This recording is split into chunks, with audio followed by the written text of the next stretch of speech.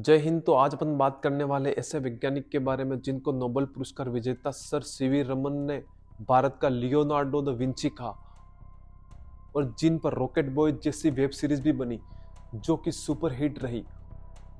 और उस महान वैज्ञानिक का नाम है डॉक्टर जहांगीर होमी भाभा, जिनको लोग बाबा के नाम से जानते हैं। अगर ये चाहते थे वो समय पर हो जाता तो शायद चाइना हम पर हमला नहीं करता और न ही 1962 का युद्ध हम हारते और न ही हमारा यह अक्साई चीन और बाकी का हिस्सा चाइना के पास होता। और बाबा जिनकी पर्सनैलिटी की बात करें तो ये वो शख्सियत थे जो देश के प्रधानमंत्री जवाहरलाल नेहरू को माय डियर भाई बोल के पुकारते थे और जिनके बारे में खुद इंदिरा गांधी ने एक बार संसद में दिए अपने भाषण में कहा था, नेहरू हमेशा उनसे बात करते थे और उनके लिए समय निकालते थे और अक्सर उनकी बातों से सहमत होते थे।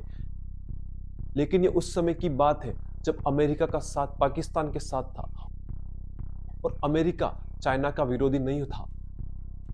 शायद इसी कारण अमेरिका की खुफिया एजेंसी CIA पर आरोप लगाया जाता है कि इन्होंने बाबा की हत्या कर दी। तो ऐसी क्या जरूरत पड़ गई अमेरिका को कि इन्होंने बाबा की हत्या कर दी।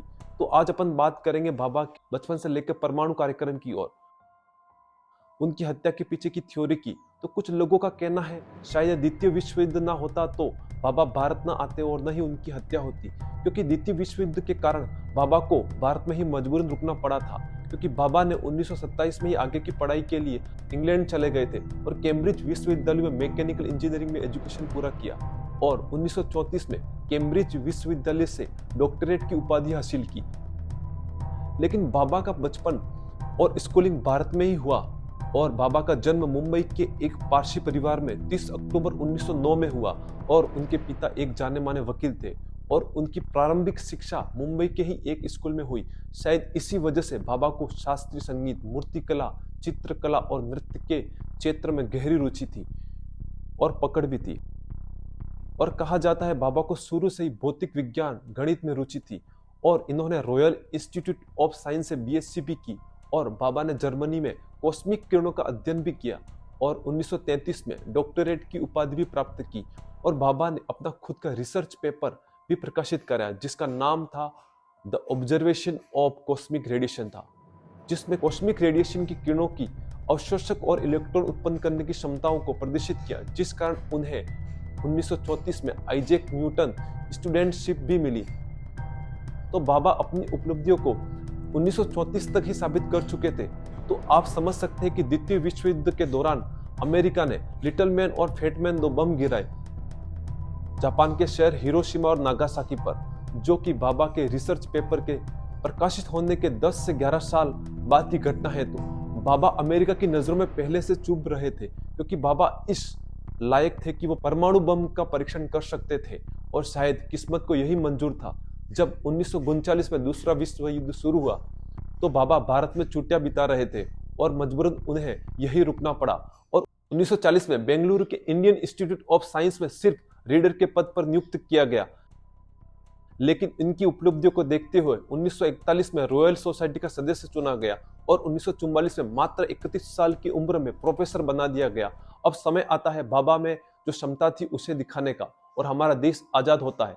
तो बाबा ने 1948 में ही आजादी के तुरंत बाद परमाणु कार्यक्रम की ये मुहिम शुरू कर दी और 1948 में ही परमाणु ऊर्जा आयोग की स्थापना कर दी और देश के प्रधानमंत्री जवाहरलाल नेहरू ने इन्हें इसका निर्देशक बना दिया, क्योंकि द्वितीय विश्व युद्ध के दौरान पूरी दुनिया ये समझ चुकी थी कि अब सुरक्षित रहना है तो परमाणु बम की आवश्यकता है।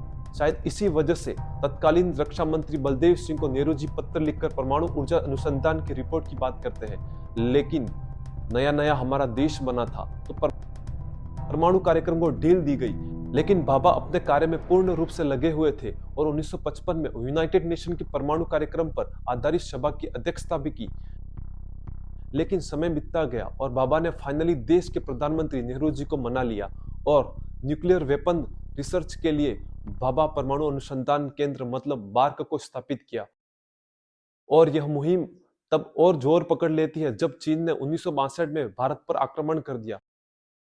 तो इस युद्ध के बाद बाबा ने सार्वजनिक रूप से काम तेज कर दिया और 1962 में इसरो की स्थापना में इनका बहुत बड़ा योगदान रहा। और 1965 में ऑल इंडिया रेडियो पर डॉक्टर होमी जहांगीर भाभा ने घोषणा की, अगर मुझे छूट मिले तो मैं सिर्फ 18 महीने में भारत के लिए एटम बम बना सकता हूं, जिससे दुनिया के बड़े बड़े मुल्क चौंक गए। और 1966 का मनहूस साल आता है जब भाभा को जेनेवा जाना था और एयर इंडिया की फ्लाइट 101 कंचनजंगा में सवार हुए, जिसमें 117 यात्री थे। और कहा जाता है कि यूरोप में स्थित इटली और फ्रांस की सीमा पर आल्प्स पहाड़ियों में प्लेन क्रैश हो गया, जिसका कोई सबूत नहीं मिला। लेकिन सालों बाद 2017 में प्लेन के कुछ पार्ट्स मिले, लेकिन उसी जगह पर फाइटर जेट के पार्ट्स भी मिले। तो ये एक न्यू थ्योरी आई कि जानबूझकर इस फाइटर जेट को भाभा बेटे थे उस प्लेन से टकराया गया। तो दूसरी थ्योरी ये कहती है कि फाइटर जेट इस घटना के पहले या बाद का भी हो सकता है। लेकिन शक तब और बढ़ जाता है जब अमेरिका के CIA का खुद एजेंट रॉबर्ट क्राउली इस फाइटर जेट के टकराने की पुष्टि करता है। तो दूसरी तरफ भारत का मित्र फ्रांस अपनी रिपोर्ट में इस प्लेन क्रैश को बस एक एक्सीडेंट बताता है। लेकिन भारत के लिए न्यू थ्योरी आती है और जाती है, लेकिन ये दुर्घटना एक रहस्य बनकर ही रह गई। लेकिन बात कुछ भी रही हो, पर भारत ने अपना एक टॉप लेवल का वैज्ञानिक खो दिया और भारत अपने परमाणु कार्यक्रम को बहुत सालों बाद सक्सेसफुली टेस्ट कर पाता है। फिर भी दुश्मन देशों की इतनी नाकाम कोशिशों के बाद भारत आज परमाणु शक्ति संपन्न राष्ट्र है। जय हिंद।